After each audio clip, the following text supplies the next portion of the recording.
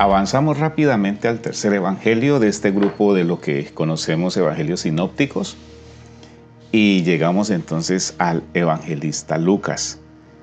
Pero aquí hay algo muy importante que vale la pena conocer, porque no podemos pasar este evangelio y mencionar especialmente algunos asuntos que son de carácter bastante fuerte, que rompen muchos paradigmas, principalmente en la comunidad del primer siglo, y que debemos comprenderlos porque igual cuando leemos en el evangelista Lucas el llamamiento al seguimiento es un tanto estricto, exigente, y casi que si no comprendemos esta primera parte de la que quiero hablar en esta meditación, pudiéramos entonces de pronto hasta desmotivarnos porque el evangelista va a ser bastante exigente. ¿Qué es lo que pasa con el evangelio de Lucas? Bueno, la primera cosa que decimos del evangelio de San Lucas es que está conformado por dos obras en realidad, que es la obra de el evangelio de Lucas, el tercer evangelio, y también por el libro de los Hechos de los Apóstoles. Ambos libros fueron escritos por el mismo autor. Es decir, que tenemos dos tomos, en cierta manera, de una experiencia, porque de alguna manera se complementa. La segunda cosa es que estos libros fueron escritos para una comunidad que está en dispersión y en un momento cuando la iglesia se va conformando o se van integrando a la iglesia personas que son conocidos como paganos, que se convierten al cristianismo.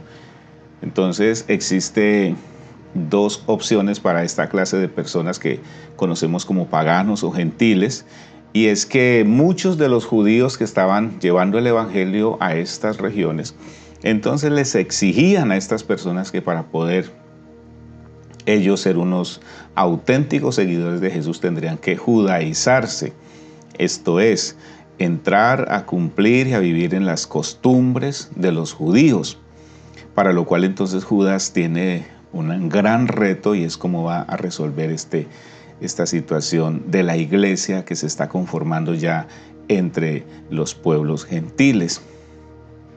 Entonces, ese desafío es lo que hace que Lucas de alguna manera le va a poner el fundamento al evangelio entre estos grupos de gentiles que no tienen la formación como los judíos. Ejemplo, el caso de Mateo, que es escrito a personas muy conocedoras del Antiguo Testamento, de la ley, mientras que estas personas que acaban de escuchar el evangelio están involucradas en muchos hábitos y costumbres que no riman en nada con la costumbre de los judíos. Entonces, el segundo desafío que presenta este pasaje es cómo explicarle a la gente, especialmente a los judíos que tienen esta predisposición, que esto no es un capricho del apóstol Pablo o aún del apóstol Pedro, sino que esto es obra de Dios mismo y que no se opone de ninguna manera al plan perfecto de Dios, al programa que Dios tiene, aún desde el Antiguo Testamento, para el pueblo, para todas las naciones, mejor. Una tercera cosa que sigue también convirtiéndose en un gran paradigma para esta comunidad es que en el Evangelio de San Lucas va a ser un énfasis fuerte en discípulos y discípulas, es decir, vamos a encontrar mujeres que van a convertirse o que en el ejercicio se convierten en discípulas de Jesús.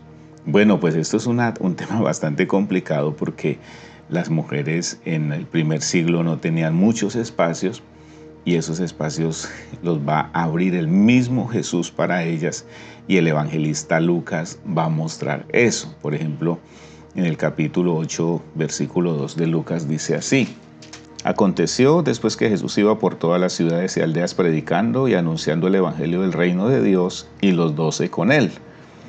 Y algunas mujeres que habían sido sanadas de espíritus malos y de enfermedades. María, que se llamaba Magdalena, de la que habían salido 7 demonios.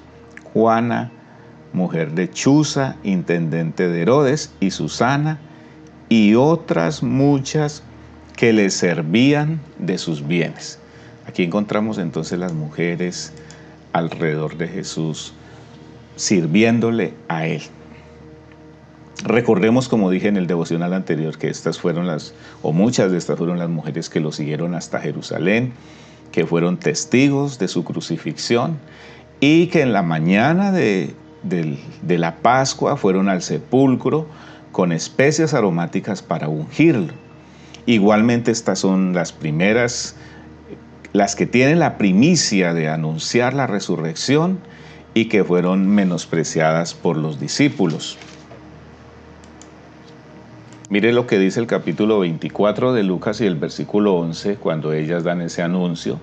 Mas a ellos, es decir, a los discípulos, les parecían locura las palabras de ellas y no las creían. Era un papel duro el que tenían que desempeñar estas mujeres, pero bueno, al fin y al cabo, valientes.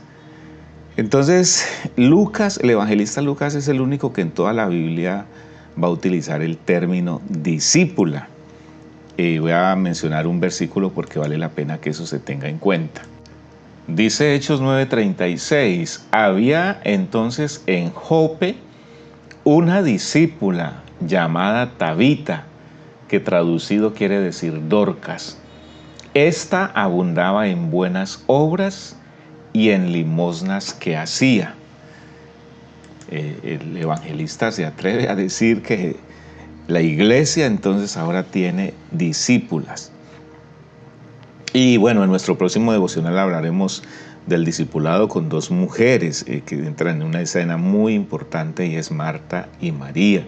Cuando Jesús va a Betania, se aloja en su casa y bueno, cada una de estas mujeres asume una actitud y una posición ante esta visita del Maestro, pero eso lo vamos a ver en el devocional próximo, porque quisiera entonces que miráramos en el libro de Lucas la audiencia a la cual Jesús toma mayor atención, y ya entonces estamos mirando que es, por un lado, son los paganos gentiles que empiezan a convertirse al Evangelio, y por otro lado son las mujeres a quienes el evangelista les da una atención especial, porque también estas mujeres entonces para él se convierten en discípulas de Jesús.